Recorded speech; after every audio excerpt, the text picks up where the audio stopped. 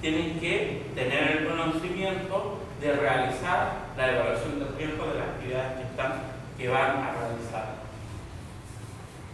La evaluación de riesgo se volverá a realizar, cada vez que se pretenda hacer cambios en la organización. Cuando haya un cambio en la organización, una nueva evaluación de riesgo. Cuando se cambie el sistema de gestión, cuando hay un cambio de tecnología, por decir, estoy utilizando una máquina con el sistema motriz de combustible y la cambio del sistema motriz a un sistema eléctrico, disminuyo el riesgo, lógico, porque no voy a tener mínimas vibraciones, no voy a tener emanaciones de gases, ¿sí? Pero voy a tener otros riesgos. ¿Y qué riesgo va a ser? Voy a tener contactos eléctricos. Por ende, tengo que volver a hacer la evaluación de riesgo de ese puesto de trabajo porque he hecho una modificación al sistema de producción. También tengo que volver a hacer una evaluación de riesgo cuando cambio los insumos, por ejemplo. Cuando estaba usando lejía, por decir un ejemplo, y voy a usar otro desinfectante que a lo mejor es menos tóxico, por ende mi riesgo va a reducirse, pero tengo a lo mejor, ante la lejía era altamente tóxica para la inhalación y a la vez para los contactos térmicos, y tengo otro producto desinfectante que si bien a lo mejor no es tóxico en cuanto a la inhalación, pero sí a lo mejor me crea, por decir algo, mayor riesgo a los contactos térmicos. Entonces tendré que hacer una nueva evaluación. ¿Cuándo vuelvo a hacer una nueva evaluación? Cuando cambian los procesos productivos, de insumos, de maquinaria, las instalaciones, las maquinarias y equipos, y principalmente también cuando tengo cambio de legislación. Por eso es importante las materias de riesgos legales estarlas actualizando constantemente. Establecimiento de controles. Se orienta a reducir los riesgos mediante la implantación de medidas correctivas y preventivas, la exigencia de su cumplimiento y la evaluación periódica de su incidencia. Tenemos una situación que no tenemos señalizado el espacio, no tenemos un juguete de recepción para lo que es medioambiental y estamos haciendo un ordenamiento, pero estamos creando una medida de control que no es adecuada. Ejemplo, ahí. ¿Qué actividad se está haciendo? Y se pone como una medida de control, pero estamos haciendo un riesgo adicional para el trabajador.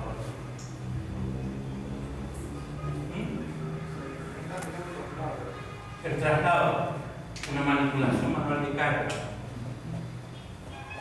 Y un tambor no es fácil de trasladar, suponiendo que está vacío, porque si está con el combustible, eso sería imposible que lo pudiera trasladar. No es posible, no debiera permitirlo con un alto riesgo.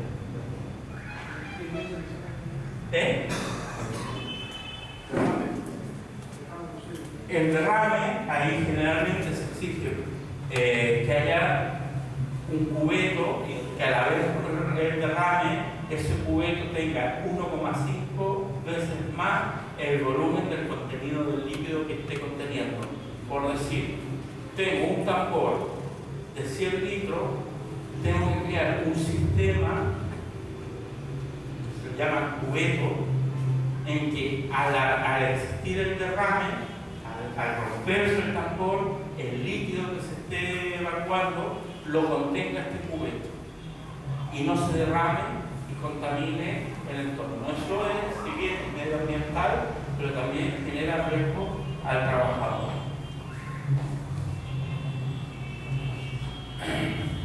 Lo que hablábamos al principio,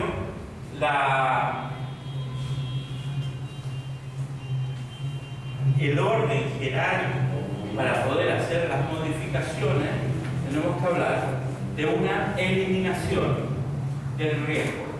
Estamos usando un producto químico, podemos usarlo por otro que no sea contaminante, usarlo.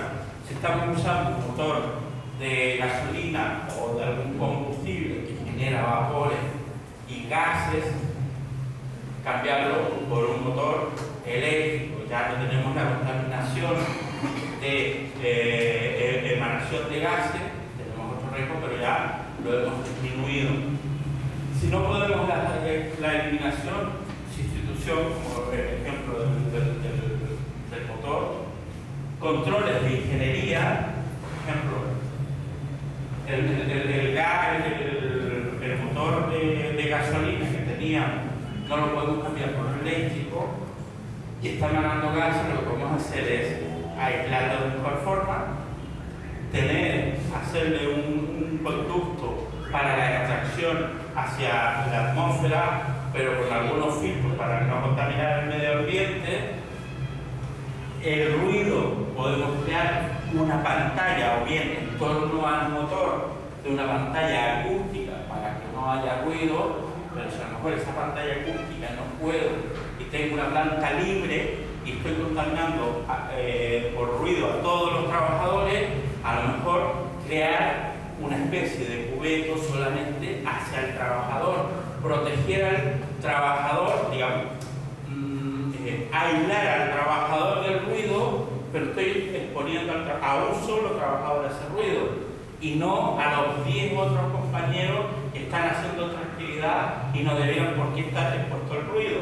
Ahí estoy atenuando, estoy disminuyendo a las personas expuestas. Esos son las áreas de ingeniería.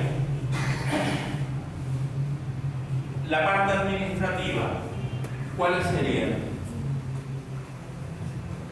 Formaciones, inducciones, procedimientos, controles, capacitaciones, todos esos se consideran parte administrativa. La parte de ingeniería están incluidas las protecciones colectivas. Una protección colectiva, diferencia entre un equipo de protección personal y una protección colectiva, ¿cuál es? Un equipo de protección personal, ¿a cuántas personas protege? A una. Una malla anticaída, por dar ejemplo, ¿a cuántas personas protege? A más de una, por ende es protección colectiva.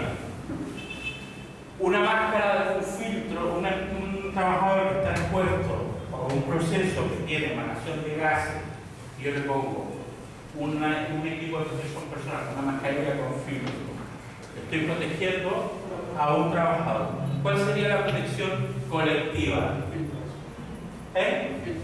Extractores con filtros, extractores localizados para que en el punto donde se está emanando esa contaminación lo esté aspirando y lo esté estirando. Por eso estoy minimizando la exposición del trabajador y minimizando la concentración de esos gases. Por ende es una protección colectiva. Y es mucho más eficaz una protección colectiva que un equipo de protección personal. Porque una protección colectiva es hacer algo que lo voy a estar controlando y voy a estar usando a todos los trabajadores y no tengo que estarlos obligando a usar un EPP. Porque un momento que no use un EPP el trabajador, el no lo usa puede significar un accidente fatal. Ejemplo, en la construcción, pongo una malla anticaída. ¿Saben cuáles son las mallas anticaídas? Las que se colocan perimetralmente a los edificios, que hay diferentes tipos, en el cual de suceder una caída, no es que elimine la caída, sino que limita la altura de caída. No va a caer hasta la planta 1, sino que va a caer 2 plantas, que máximo lo permite la normativa para la caída, para la caída de esas mallas. Máximo va a caer 2 plantas y lo va a contener esta malla. Por ende, en cambio, si yo al trabajador solamente le pongo una línea de vida y un EPP, como es el arnés, con la línea de vida correspondiente, si el trabajador no se ata en un minuto, va a caer y se va a matar, porque no hay nada que lo contenga. Entonces ahí tengo, siempre pensemos en los equipos de protección como protecciones colectivas antes del equipo de protección personal. Eso no significa que igual a lo mejor tengamos que ponerle el equipo de protección personal, pero, por decir, una extracción localizada reduce el nivel de concentración de dióxido de carbono, por decir algo. Por ende, el equipo, el EPP que tengo que rediseñarle es más sencillo, menos específico, el filtro puede ser más sencillo y la exposición tendría que ser mucho más tiempo de exposición para que puedan tener una enfermedad ocupacional al que no tengo la extracción localizada. Y por último, como les hacía mención, el equipo de protección personal. Establecimiento de controles, eliminación, disminuyo los contaminantes, la generación del combustible y pongo paneles solares. La sustitución, en vez de hacer una manipulación manual de carga, pongo un elemento útil para trasladar esa carga. Controles de ingeniería para trabajos repetitivos, en vez de estar trabajando todo, hacer, claro, automatizar el proceso de producción y crearlo con un sistema de maquinaria, robotizarlo. Los sistemas administrativos como los cursos, los procedimientos, las formaciones, los controles y los equipos de protección personal.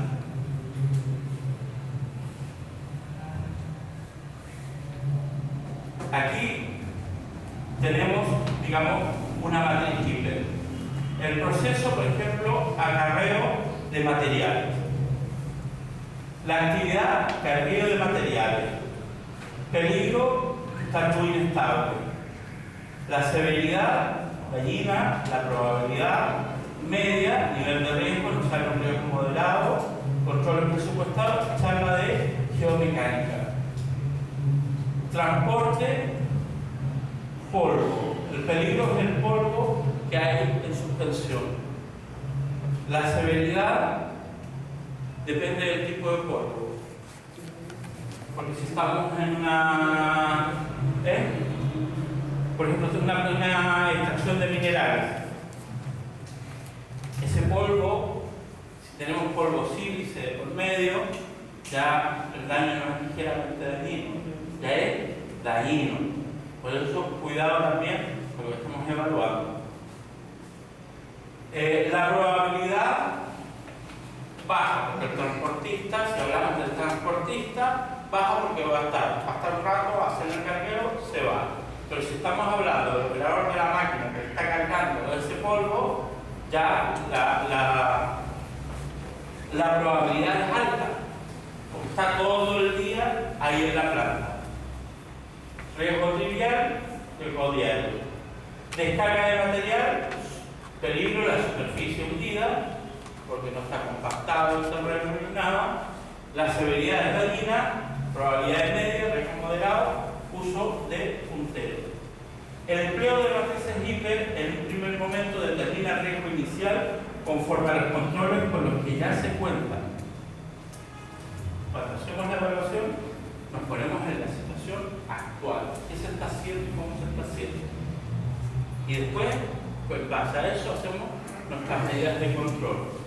Nos damos los tiempos necesarios y como ya hemos actuado sobre el riesgo, en base a las medidas de control, volvemos a hacer otra matriz hiper para saber en qué situación ha ido mejorando. Lógicamente los riesgos se debieron haber ido atenuando. Una vez establecido el nivel de riesgo inicial, se proponen controles para aquellas actividades con riesgo significativo. Una vez que ya creé las medidas de control y vuelvo a hacer la evaluación, ya me va a salir, me tiene que haber atenuado los riesgos. ¿Vale? Una vez aplicados los nuevos controles para aquellas actividades con riesgo significativo, se realiza una segunda evaluación donde finalmente el riesgo residual nos indicará qué tanto se ha minimizado. Pero eso tenemos que dejarlo dentro de nuestra planificación preventiva, porque cuando nosotros realizamos nuestra matriz hiper, le damos los controles y de los controles vamos a sacar nuestra planificación preventiva. Y de ahí vamos a decir, al mes 3 vamos a realizar nuevamente la evaluación de riesgos de estas actividades, porque dijimos que en 2 meses íbamos a realizar esas cosas. Por ende, ya se debieron haber realizado y vamos a crear y evaluar nuevamente nuestro riesgo.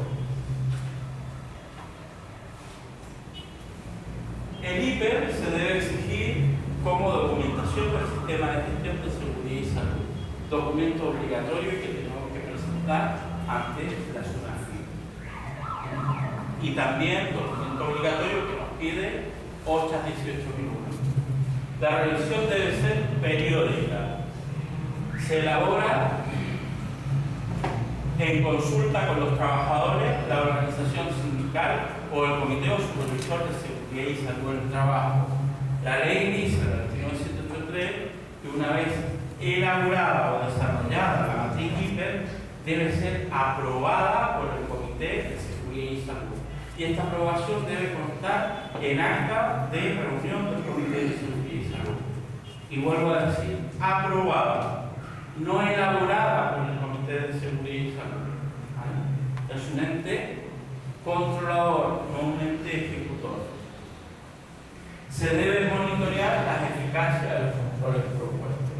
Ahí están las medidas de control y los parámetros de control que vamos a realizar de nuestro sistema.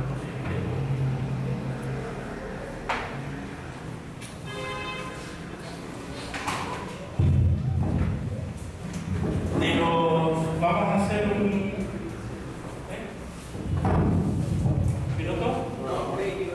¿Qué? ¿Ya?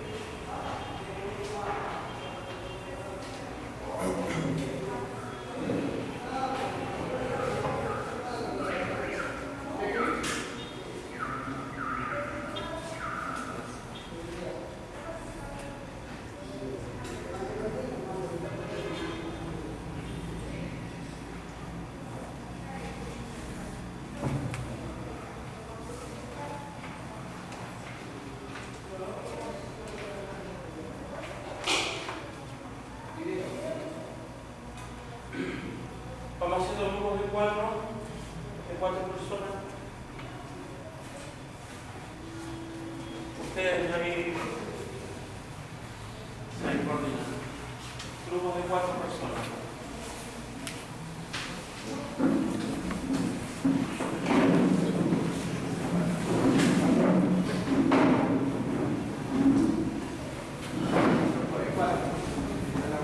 Vamos de acuerdo, grupo de 4 personas.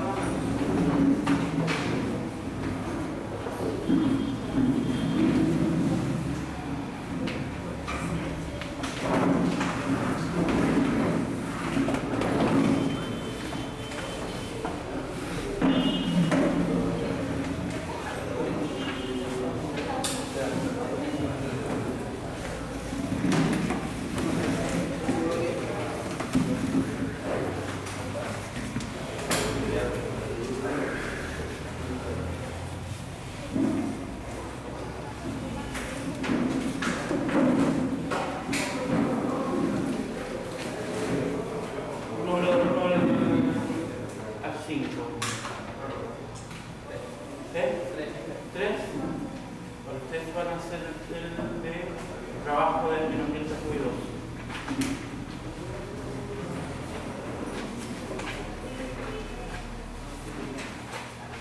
A ver, les explico. Vamos a trabajar 5 riesgos, ¿vale? 5 fichas. Y yo ya las separé, de las cuales para cada grupo va a ir escogiendo una al azar. El último grupo ya no va a tocar escoger, sino solamente lo que va quedando. Vamos a trabajar, vamos a leer el texto, vamos a ver la parte introductoria, las medidas preventivas y demás. Después viene el caso práctico. En el caso práctico vamos a hacer nuestra matriz hiper, ¿vale? Vamos a determinar el peligro, vamos a determinar los riesgos, lo vamos a valorar en base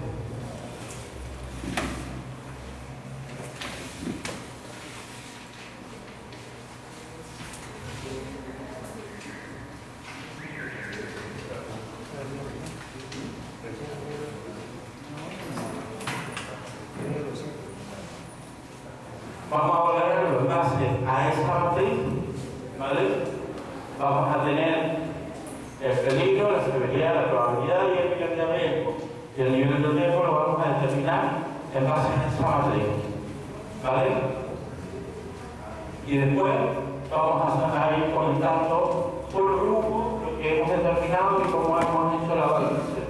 Y vamos a ver cómo estamos para hacer la valoración. Dijimos ustedes era el 3, ambiente ruidoso. Un número del 1 al 5 se pregunta el 3. Señalización de seguridad y salud.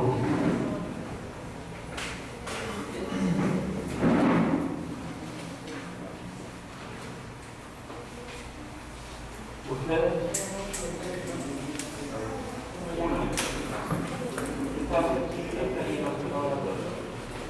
¿Lo tenéis ahí? Sí, la misma que usted está trabajando. Está el 1, está el 2, ¿tengo que hacer el 2? Entonces está el 1, el 3 y el 4. ¿Número? Ah, sí, lo encontramos, pero ustedes ya vieron el número. Me quedaría el 2 y el 5. El 2. Pantallas de visualización de datos. Lo tienen ahí en nuestro documento. Ustedes van a ver el quedó. Y manipulación manual de carga. Leemos el texto. Ahí sale las medidas preventivas. Después aparece un caso práctico con la foto correspondiente. Y la idea es, pues, primero hacer un listado de los peligros, los riesgos, y lo llevamos a nuestra matriz. Y hacemos la valoración y damos las medidas de control. Damos 20 minutos y después cada grupo hace su planteamiento. Consulta, acepto, no. Todas las consultas que quieran realizar, a eso estoy aquí.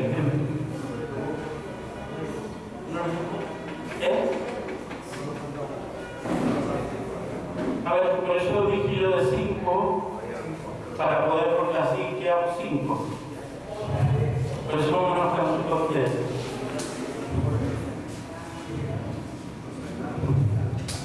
Ahí hay 4 con tú, comparte con ellos, y tú comparte con ellos.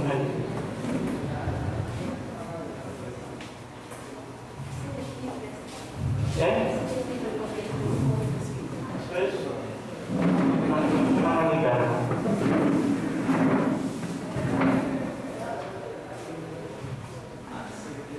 Si me cura y no con otra cura, ¿tú vas a mirar la parte de atrás?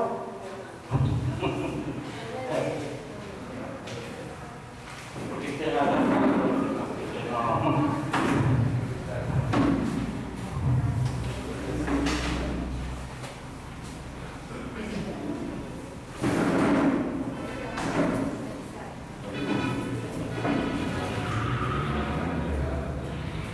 Peligros, riesgos, medidas de corrección. Y después de tener un criticamos en los peligros, los riesgos, nos vamos a medir y hacemos la evaluación correspondiente para determinar nuestro grado. Y de ahí medidas de control. Y de esas medidas de control les voy a dar los ejemplos porque es importante la determinación y la elaboración de los arquetipos para nuestra política, para nuestros objetivos, para nuestra planificación preventiva, para nuestra planificación de formación, porque hay que ganar todo. Por eso muchas veces hacer la política. Yo siempre digo, primero, política. Porque ahí me da toda la información del sistema de gestión. Por eso es importante hacer una buena política.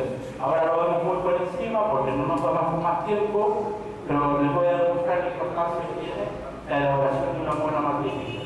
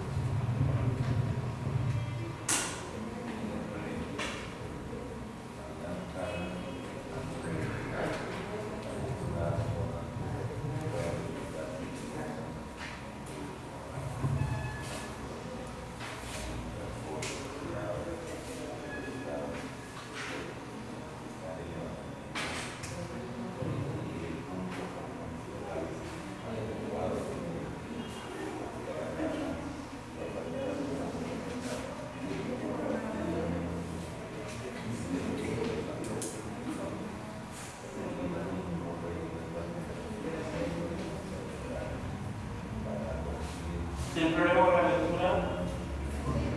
Sí.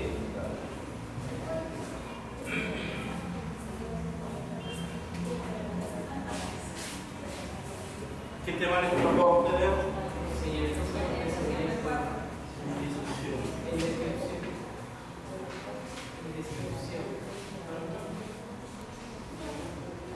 Señalización. ¿Me la devuelves? Y esta no la lees. No puedes leer la parte de atrás. Y esto es la respuesta. De ahí no da la respuesta. No, pero vamos a discutir entre todos. Pero la parte de atrás de este ejercicio está ahí. Por eso la idea es que. Por eso tiene una fotocopia solamente de la parte de atrás.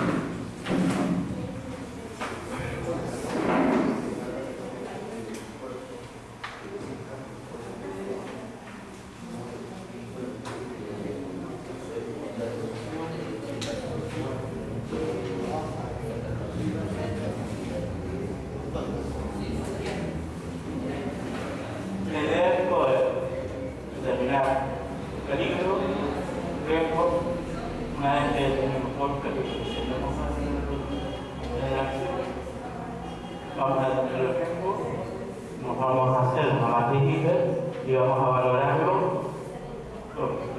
en base a lo que y ahora lo voy a dar.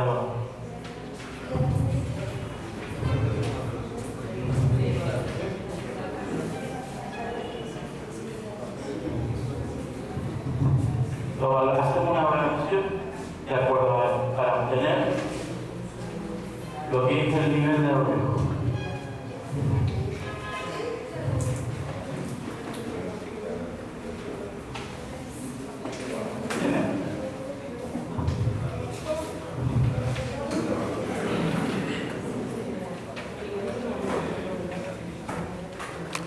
El trabajador lleva una pequeña manguera y el filtro que hemos decidido por estudios químicos que va a ser, se le pone lo más próximo al trabajador de dónde va a respirar. Que ahí vamos a hacer la muestra, depende si el trabajador va a estar todas las 8 horas, después todo ese gas o las 2 horas, vamos a determinar el tiempo de análisis. Y una vez que determinamos, siempre un filtro blanco y un filtro determinado. Y el laboratorio lo llevará y lo analizará. Y ahí le dirá que el filtro adecuado que tendrá que usar el protector respiratorio de su trabajador tiene que ser tal.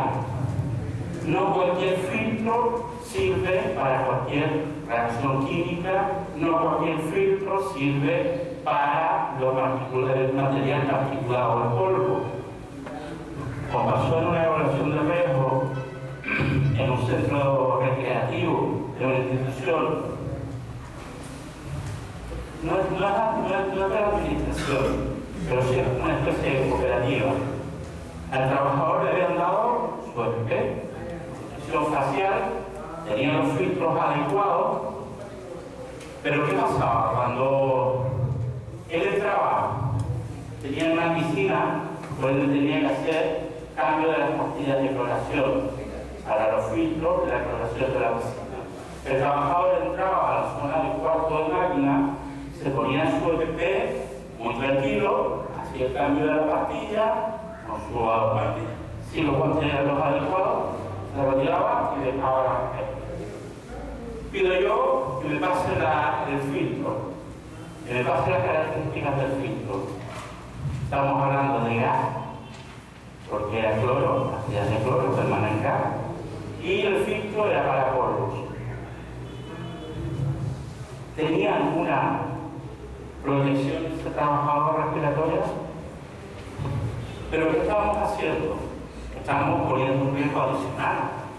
Porque el trabajador, si yo le digo, no tienes nada, entro con alguna precaución, porque sé que estoy entrando a un ambiente peligroso, ya solamente por el olor. Pero si yo al trabajador le digo, toma, esto te va a proteger, ¿qué va a pasar? El trabajador va a estar más confiado. Y al final, entre que no le ponga nada y le ponga algo errado, al final estoy creando un riesgo más grave a ese trabajador. No digo que no hay que recomendar y poner un EPP, sino que si voy a recomendar un EPP, que sea el EPP adecuado, o si no el riesgo va a ser mayor, porque el trabajador entra lo más confiado, porque tengo una protección respiratoria, pero no es adecuada. Un filtro de gases era de polvo y estaba respirando gases. Entonces eso es lo correcto. Si voy a hablar de que tengo ruido, voy a hacer aislamiento, ¿cuánto nivel de ruido tengo? Entonces, ¿qué tendré que recomendar? Hacer las mediciones de los decibelios. ¿Cuántos decibelios está expuesto el trabajador? Estábamos hablando, ¿no es cierto?, de que los equipos de aire a presión generalmente sobrepasan los 100 decibelios. Pero el trabajo, ¿cuánto tiempo está expuesto? Tendré que hacerle un análisis con un sonómetro y a la vez un dosímetro. Dosímetro es un aparato también, y es un sonómetro pequeño que va justamente, se le pone lo más próximo al oído del trabajador y se se pone el tiempo que se ha planificado, ya sean 8 horas, si está puesto constantemente, o un par de horas y lo proyecta. Pero tengo que hacer esa medición. Si digo que hay una falta de iluminación, tendré que hacer las medidas correspondientes con un luxómetro y medir los lúmenes que hay en ese centro de trabajo. Y después de eso voy a recomendar las medidas correctoras. Por ende, dentro de las medidas de control, todos debieran haber puesto la evaluación de las condiciones ambientales laborales. Si estoy hablando de manipulación de carga, tendré que hacer una evaluación ergonómica. Hay diferentes tipos. Hay 4 o 5 metodologías para evaluar los ergonómicos. Si voy a hablar de riesgos psicosociales, también hay test para determinar cuántos están afectados los trabajadores de riesgos psicosociales. Ahora, sí que los riesgos psicosociales son un campo que es más complejo, porque separar lo que al trabajador le afecta del trabajo a lo que le afecta en casa, ¿cómo lo separo? ¿Cómo sé cuál es el límite de las cosas que le están afectando del trabajo y cuáles son las cosas que le están afectando en su entorno social familiar? Pero sí existen test, por lo menos 3. Inclusive hay uno que era del Instituto de Navarra de España, que en este minuto está siendo reevaluado y en este minuto no está vigente, pero existen. Pero para poder hacer las medidas de control, tengo que hacer esas valoraciones. Y la ley 29.783 también me las exige. Y la ISO también me las exige. ¿Vale? Así que esas cosas lo tenemos que tener presente. Como ya tenemos que hacer cursos de formación, de riesgos ergonómicos, de productos químicos, de manipulación de carga, tenemos que cambiar las características de los escritorios, tenemos que cambiar las sillas, tenemos que